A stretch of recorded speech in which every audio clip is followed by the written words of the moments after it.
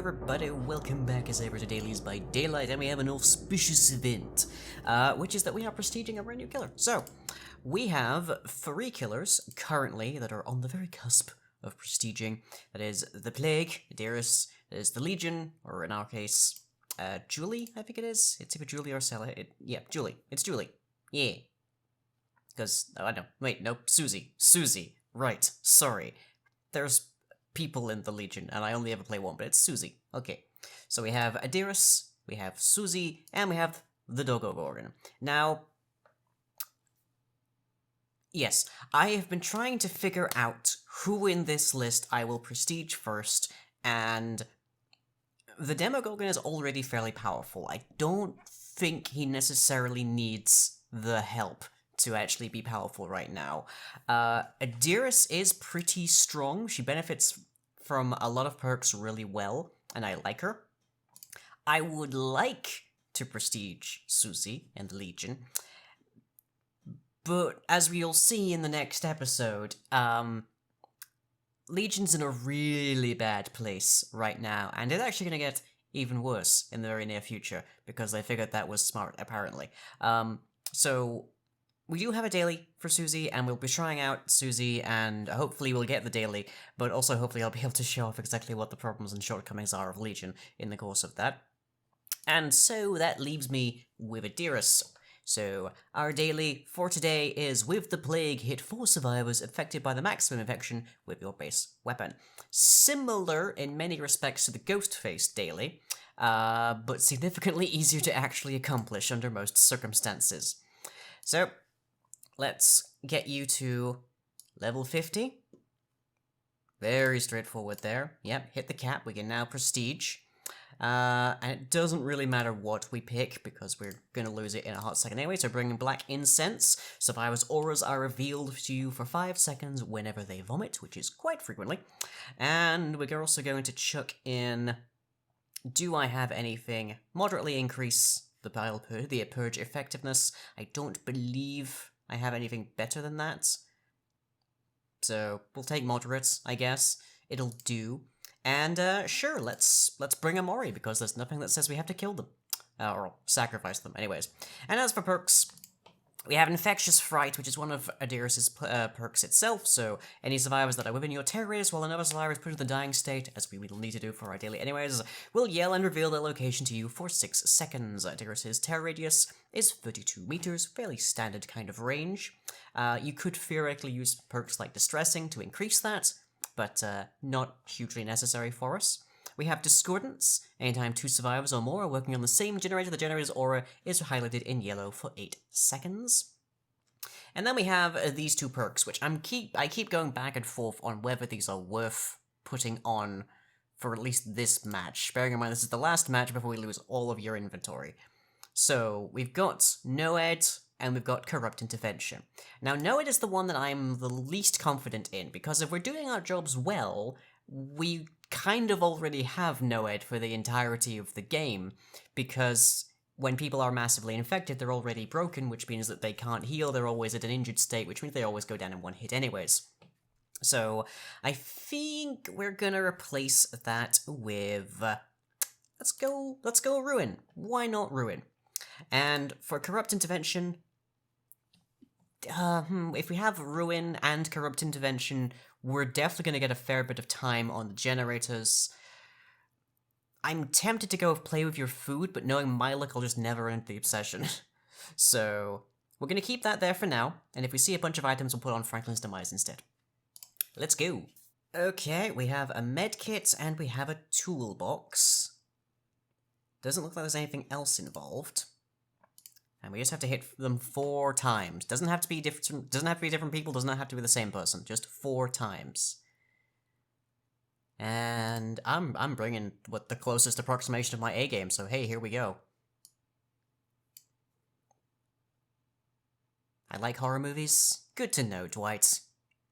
You are kind of in one.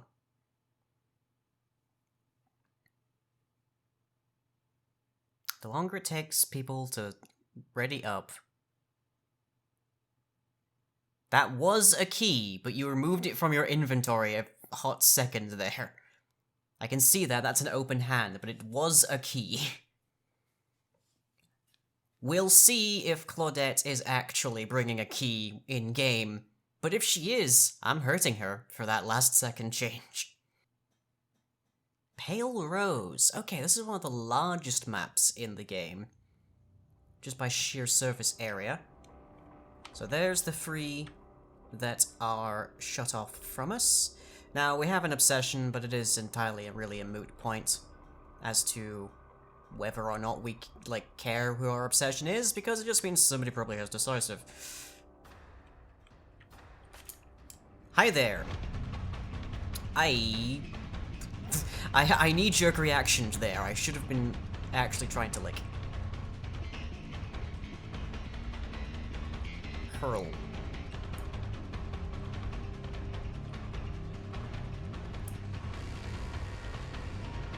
Got her. Okay. Now we just need to get her all the way up. So, fun fact, when you're in a loop like this, a pallet that isn't actually lifted, that hasn't actually been dropped yet, is significantly more useful to you. Oh, I got caught on the trade. Drat! Just gonna get rid of that. Now, every time that she pukes, we're going to see her aura, which is gonna make it very difficult for her to escape us.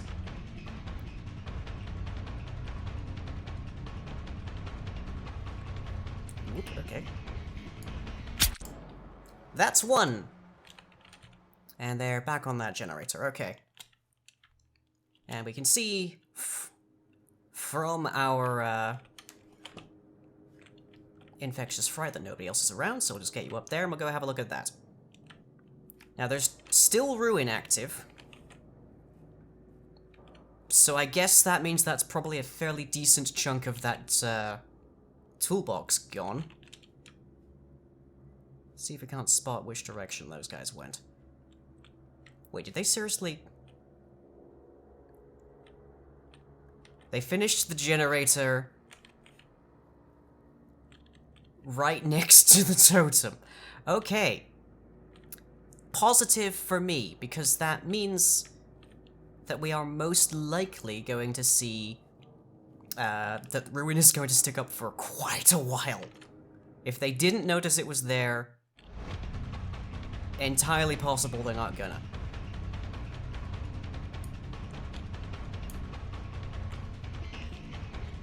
Okay, toss the pallet.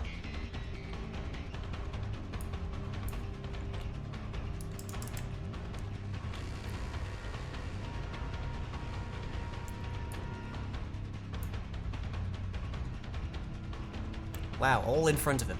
Huh.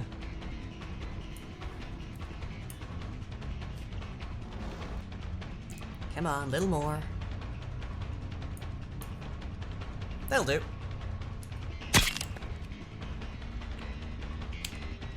Was I looking at the wrong person? Okay, well, fine by me. I can still see where he's going.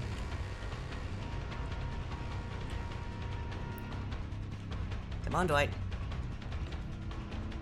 You dropped the pallet, and the pallet is gone. What now? And there's somebody over there! See, this particular add-on, the incense, is very intensely good when it comes to map sense and knowing where people are. Hi there. Wouldst thou kindly fall over? You require rest. So much rest. Okay, we only had 1 alert there, which means that that is the only person around. And that is free, by the by. We are 1 off. Ruin is still active, because despite finishing up a generator right by it, they are consequently... Oh, somebody's got up, okay. So somebody has Unbreakable, because I know there's nobody around here.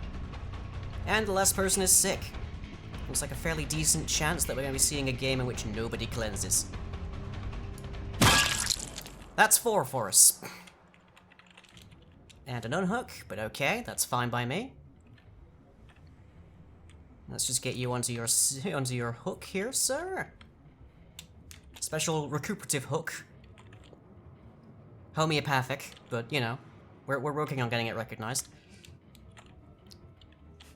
So there's one person now who isn't sick, or who isn't at full sick and then revealing their location to us. They found Ruin, but they haven't cleansed. Which is a pity for them, because it means I know exactly what they are. So, hi there, how are you? Somebody gonna rescue? We're gonna go get Dwight. There you go. Nobody else nearby, okay.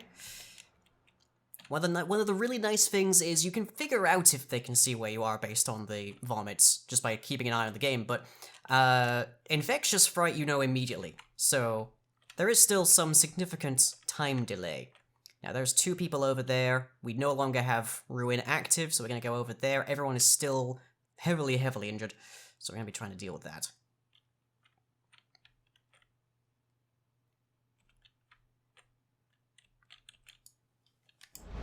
Hi there, everybody. I have bad news about this particular cabin. Now everyone leaving? Okay. That's good. I can give this a whack. Okay, good. A rescue. So 2 people there, 1 person there, one of them waiting over there. Again, none of them have cleansed yet. Which is good, we want to see that. Of course, there's very different schools of theory on how to play against Plague. One of them is that you should never cleanse. I think that's everybody as well. I think we can Mori everybody now. Emetophobics, look away!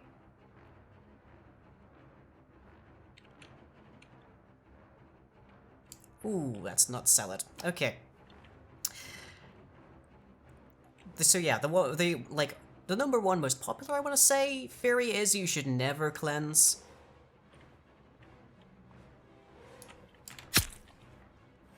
Oof. Okay, yes, you just narrowly, barely managed to cleanse there. Interesting use of the stairs. Yeah, you went for that, you didn't quite get it. Okay, emetophobics, look away. I'm a locker. Oh boy, okay. I'm the Phantom of the Locker.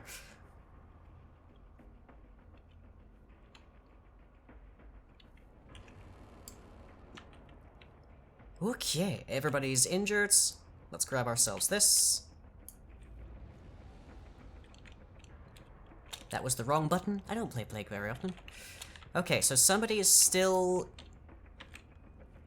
sick to the point of revealing their location. Let's see if we can find them. One of them healed up over there. I believe the one that we're looking for is over this way. Yes, there you are.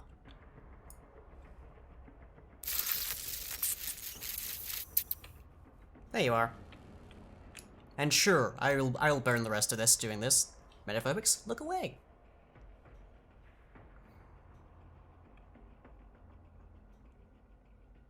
Actually, not that bad for the emetophobics, because we just went and clipped into the locker. Okay, well, if they can find the hatch in a map this big, then more power to them to escape. But our job is done. We're all good. We even made use of the one the one corrupted purge that we got. So now we're just having a wonder to see if we can locate where the hatch is. And not a magnificent chance we find it, because again, this is one of the largest maps in the game.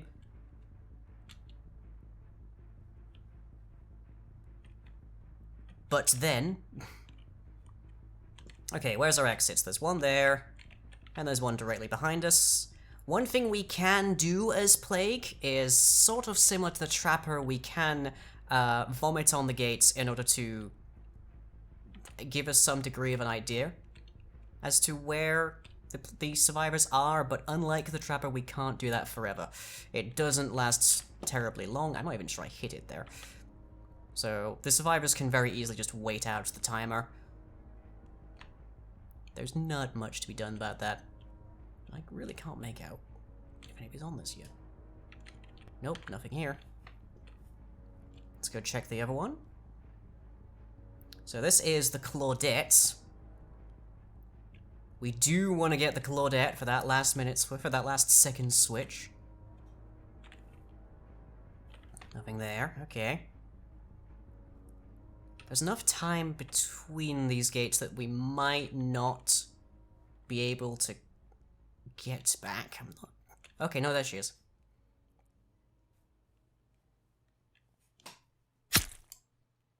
Yeah. My exact fault, but oh well.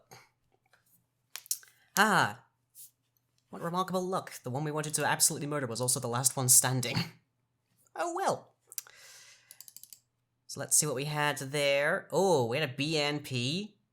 Oof. No more for you. Well, no for. Give him a GG for that. So let's see. They brought adrenaline, small game, sprint burst, and self-care. Not actually all that hugely a concern, but last minute switching is a toxic thing, and you shouldn't do it because it means that the killer has no recourse whatsoever, and it's not very nice. Statistically advantageous, but a lot of really bad play stuff is. And we did have one decisive strike and a BNP. That's probably contributed to the first generator going off. I am still astonished that no one got that first generator with the totem right behind it. But nobody here brought small game, so that's not dreadfully inconceivable. It's kind of the reason why I almost always pack it. Anyways, let's do the deed and see what Adiris will be packing as she begins her prestiging journey.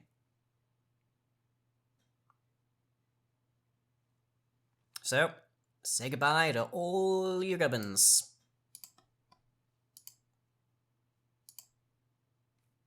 And we're starting off with surveillance. Handy.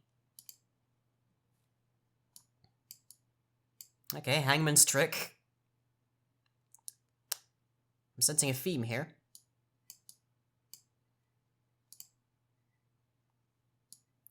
Okay, march and abuse. Not bad, actually, for a plague. Vomit coming from seemingly nowhere is helpful. Thrill of the hunt.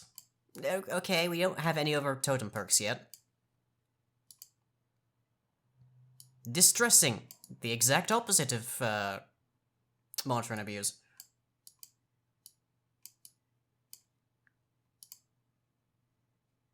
Blood Warden.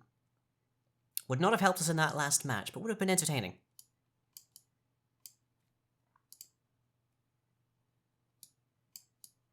Yeah, back to Noed. If we'd actually brought Noed in that particular game, we actually would have gotten our last survivor, but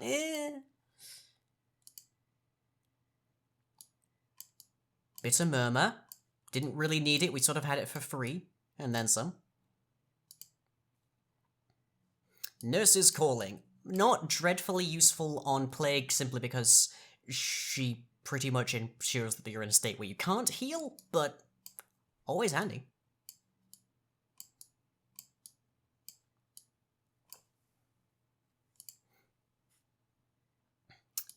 Ooh, okay, Rancor.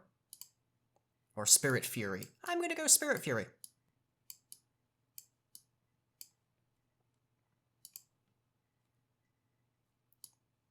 Devour Hope.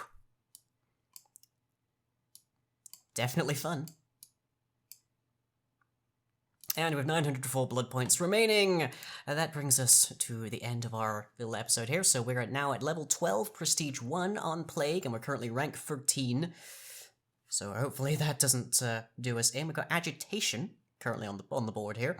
Not like the worst set of circumstances, I think. And I do actually kind of like the putrid sensor from the Halloween event for Adiris, but you know, we can use like we can apply other things, I guess. So is the putrid? Yeah, it's the putrid that has the blood upon it. But I do actually like that one. Oh, sanguinary, that's the one. Putrid sensor is the one that has the blood, which I like. I like the look of that.